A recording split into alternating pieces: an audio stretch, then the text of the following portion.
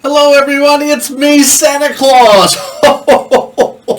Oh, it's so very nice to see everyone again. But I'm so disappointed that I couldn't get out and see all the children in person this year. But I am really happy that I'm able to send your family this special Christmas message right here from my workshop here at the North Pole.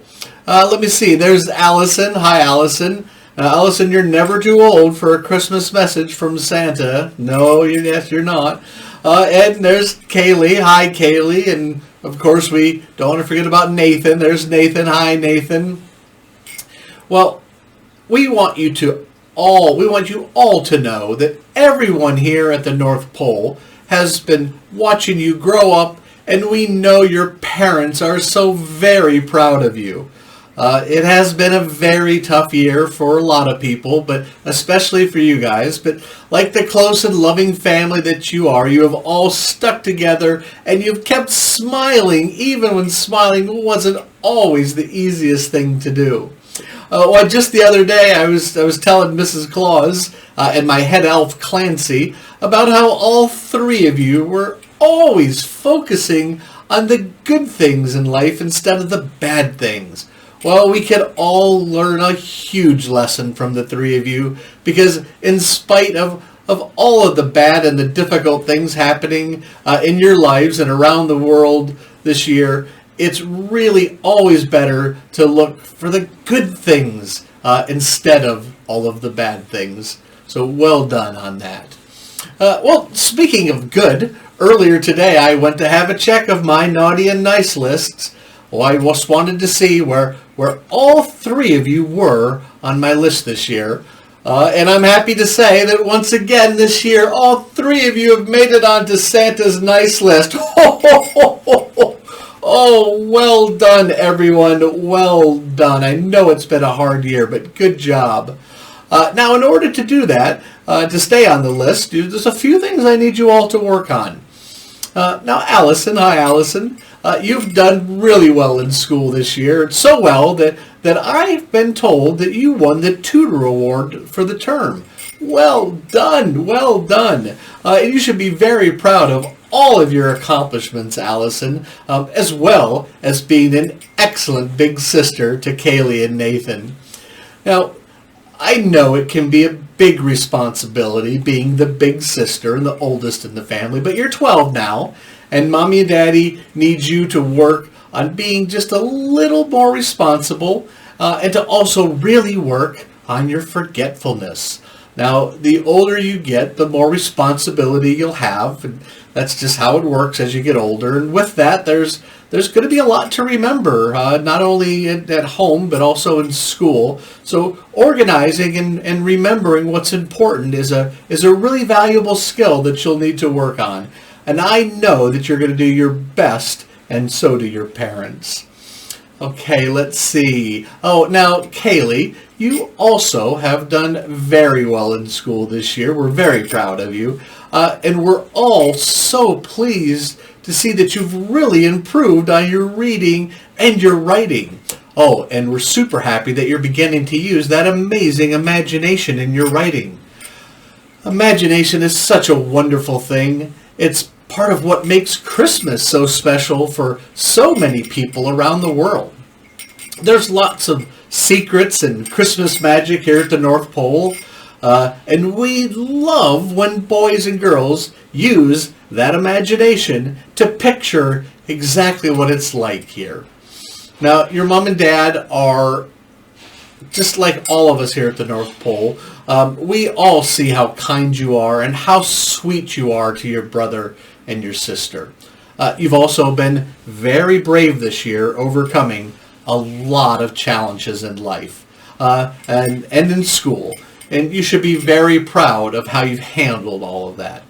Now, just like your big sister, there are a few things that Santa really needs you to work on this year so you can stay on that nice list. Now, you're getting old too, and with that, just like I told your sister, comes a lot more responsibility. Now, responsibility should be looked at as not a bad thing. It's your parents having more trust in the things that you do without always having to be asked first. I know 9 can be a difficult age, and sometimes that can mean that you're a bit moody, but that's something I know that you're going to work really hard on for Santa and for your parents. And that leaves us with Nathan. Hi, Nathan. Let's see. You're in school too. All three of you are at Asheville College, I believe. And Nathan, you've done super this year. We're really proud of your creativity and all those amazing math skills and your eagerness to always be learning. We could really use somebody like you who's really good at maths here at the North Pole. Santa himself, I'm not always so good at math. So when I see how well you've done, I tell Mrs. Claus that I need to really work hard on my own maths again. I always get so confused between that graphing formula known as Tupper's self-referential formula and how it applies to two-dimensional computer graphing calculations, that and Goldbach's twin prime conjecture that theorizes that the study of natural numbers and their properties, I think those two are the most confusing for me, but I'm sure you already know those, and you already know they're easy to me. Nathan, you're an inspiration to me on all your math, so because of you, I'm going to keep trying. Now, being good at math is one thing, but no famous mathematicians that I know ever had a dirty bedroom. Oh, that's something that Santa really wants you to work on, Nathan, and that's trying to keep a tidy bedroom. Can you work on that for me? Oh, I really hope so. Oh, now, I know that you would all like bikes for Christmas this year, amongst some other things. Now, I want you to understand that Santa never makes any promises. But what I will tell you, though, is that if you all three can really work on some of those things that we spoke about, then Santa will leave you something special on Christmas morning. Now, speaking of dropping presents off and coming to your house, now, I can't remember if you have a big chimney at your house. I don't think that you do. So if you don't have a big chimney, how am I supposed to come in and leave presents?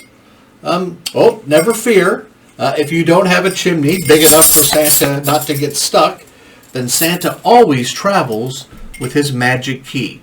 This key is only magic one night every year on Christmas Eve, and it's just used to come in and leave presents. I don't use it any other time. In fact, it's a regular key every other day of the year. But that's Santa's magic key. I have a few other keys on here. Here is a key for the workshop here, and this is a key for the elves workshop next door. They're always losing theirs. And here's a key for where I keep my sleigh. Yep, that's that one. Oh, and here's where I keep the magic reindeer food. And oh, this is a really special key, everybody. This is my favorite key. This is the key to Mrs. Claus's cookie cupboard. Oh, this is where I get all the yummy cookies and the sweets and the treats and everything from Mrs. Claus.